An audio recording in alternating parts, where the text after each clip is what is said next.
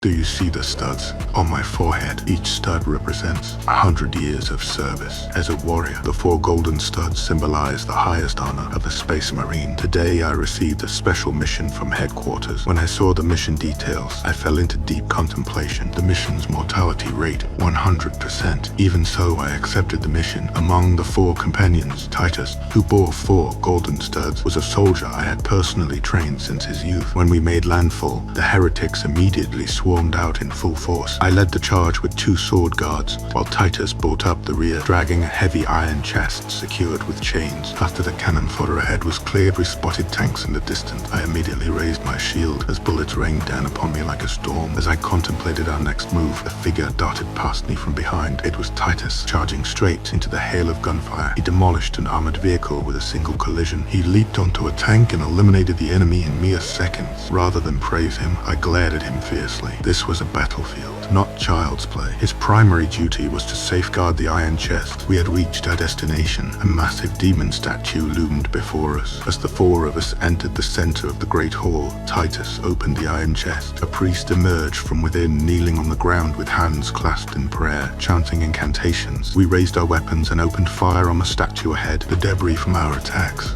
was deflected by the protective barrier the priest had generated. Just as we thought everything was under control, the demon's sword in the statue's hand suddenly opened. A banshee with grotesque wings flew out from within. The moment she touched the ground, time froze. Even the bullets hung suspended in midair. With a mere gesture, the banshee killed the priest. As the protective barrier vanished, we found ourselves locked in place. The banshee approached one of my soldiers and with a raised hand pulled him into her realm of fear. In the illusion, the soldier crushed a small figure in his fist. In reality, his head exploded in a spray of blood. The banshee's power worked by amplifying our opponent's deepest fears to kill them. The banshee approached me and I saw my deepest fear. My greatest concern was for Titus' spear, that he would fall to darkness and ultimately transform into a terrible chaos demon. The illusion born from this fear drove a blade into my body. The banshee moved to Titus and pulled him into her domain. What she hadn't anticipated was that Titus's mind was completely empty. Before she could react, Titus lunged forward